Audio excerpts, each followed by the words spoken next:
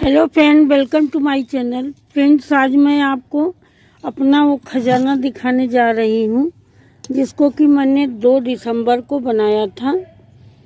ये देखिए, ये बिल्कुल मेरा काला सोना बनके तैयार हो गया है। और ये किचन वेस्ट से जो हम लोग खाद बनाते हैं, ये वही है। इसको मैंने 2 दिसंबर को बनाया था और देखिए अब बिल्कुल ये एकदम बनके तैयार है। अब इसको मैं आज निकाल रही हूँ और इसी में फिर दूसरी खाद बनाऊंगी। ये देखिए कितनी बढ़िया खाद बनके तैयार हुई है। और ये केवल आप विश्वास नहीं करेंगे, ये फलों के छिलकों की है। फ्रेंड, मेरी एक मजबूरी बहुत बड़ी है, मैं आपसे कभी नहीं शेयर की हूँ कि जो मेरे घर का किचन वेस्ट निकलता है, ये सब्जियों के छिलके, पत्ते, हरे साग के, ये सब मैं अपनी गाय को खिलाती हूँ। इसको मैं इसकी खाद या मैं अपने प्लांट लगाते समय पॉट में नहीं नीचे यूज कर पाती हूँ। मैं केवल पत्तियाँ वगैरह या जो गार्डन के वेस्ट होते हैं उनको नीचे डालती हूँ, लेकिन किचन वेस्ट जिसे आप लोग कहते हैं वो मेरे लिए बहुत कीमती होता है। वो मैं अपनी गाय को खिलाती हूँ, वो दूध देती है और उससे जो मुझे गोबर मिलता है उसी की खाद। तो मैं सोचती हूँ ये इसकी चाहे मैं डायरेक्ट खाद बनाऊँ, चाहे उसके गोबर की खाद, उसमें भी वही गुणवत्ता होगी जो कि इनमें होती है। तो आज इतना मैंने बनाया था। मैं बहुत थोड़ी मात्रा में बना पाती हूँ, जो कि मेरे लिए बहुत ही कीमती होता है। होता सबके लिए है, लेकिन सब लोग ज़्यादा मात्रा में बना लेते हैं। मैं बहुत कम मात्रा में बना पाती हूँ। तो देखिए ये आज मेरी बनके तैयार हुई है। इसको मैं खाली करूँगी। ये देखिए कितनी बढ़िया खाद तैयार हुई है। मैंने इतनी होप भी नहीं की थी। और देखिए एकदम से ये बिल्कुल पक गई है, एकदम मैच्योर हो गई है। तो आज इनको मैंने, ये देखिए मेरी खाद मैंने निकाल लिया। कुछ चीज़ें अभी अवशेष रह गई हैं नीचे, तो इनको मैं फिर इसी में डाल दूंगी। और इसको मैं आज फिर ये थोड़ा लाई हूँ किसी तरह से बचा के। और ज़्यादातर पपीते के छिलके रहते हैं, क्योंकि मैं गैया को पपीता नहीं खिलाती हूँ। इस समय आजकल वो मेरी गाय प्रेग्नेंट है, दूध भी देती है। 10 महीना हो गया बच्चा दिए और 4 महीने की प्रेग्नेंट भी है। तो उसको मैं पपीते का छिलका नहीं खिलाती हूँ। और ये संतरे का छिलका वो नहीं खाती है, पता नहीं क्यों। कोई सिट्रस फ्रूट या उसका छिलका नहीं खाती। तो आज यही सब मैं डाल के और फिर से शुरू करूँगी ऐसे थोड़ा थोड़ा। तो पहले जो ये इसका कम गला हुआ भाग है उसको मैं इसमें डाल दे रही हूँ नीचे, तो ये फिर से गल जाएगा। ये देखिए कुछ चीज़ें कम डिकम्पोज हुई हैं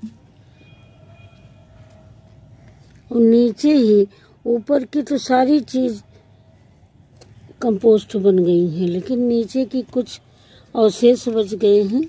तो ये देखिए मैंने नीचे इसको डाल दिया है। इसको डालने से ये भी फायदा होगा कि जो इसमें बैक्टीरिया हैं वो इसमें आते ही एक्टिव हो जाएंगे, तो बहुत जल्दी कंपोस्टिंग की प्रक्रिया शुरू हो जाएगी। तो इस तरह से मैं इसको डाल दूंगी। कुछ ये सूखे मटर के छिलके थे, बहुत हरे नहीं थे। रखी हुई मटर तो थोड़ी ख़राब भी हो रही थी, तो इसको मैं गैया को न खिला के मैंने सोचा कि इसको ले आएं, इसमें डाल देंगे तो मेरी कंपोस्ट तैयार हो जाएगी। और इतना मैंने लेयर लगा दी। अब इसके ऊपर हम थोड़ा ये गोबर की खाद की एक लेयर लगाएंगे।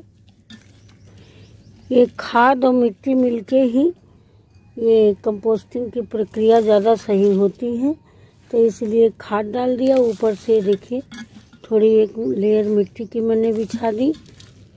अब फिर मैं इसको डालूंगी।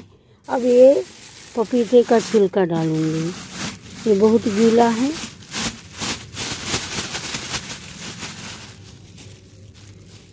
इस तरह से पपीते के छिलकों को डाल के फिर मैं थोड़ी सी खाद डालूंगी। ये मिट्टी की लेयर। अभी तो देखने में ये घड़ा भर जाएगा, लेकिन जब ये जैसे जैसे गलता है तो ये जो है नीचे बैठता चला जाता है।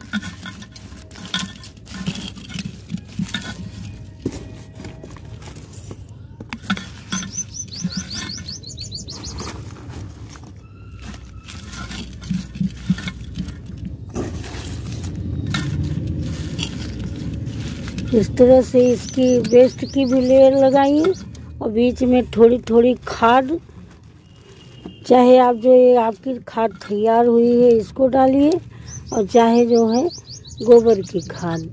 फिर इसकी एक मिट्टी डालिए और फिर एक लेयर लगाइए। इस तरह से लेयर वाइज लेयर लगाते जाइए और फिर इसको ढक के रख दीजिए।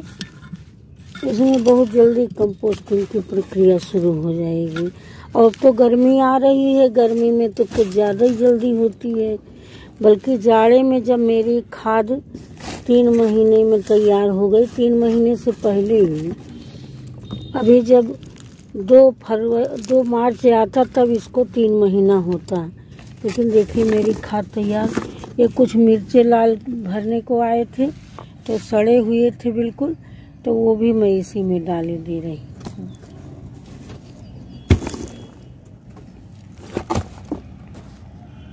देखिए फ्रेंड, पूरा मेरा घड़ा अभी आपको भरा हुआ दिख रहा है और भर भी गया है।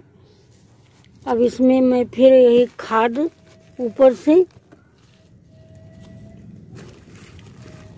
एक लेयर खाद और एक लेयर ये मिट्टी डाल के इसको पैक कर दूंगी और फिर इसको रख दूंगी। ये तो 2 ही महीने में तैयार हो जाएगी।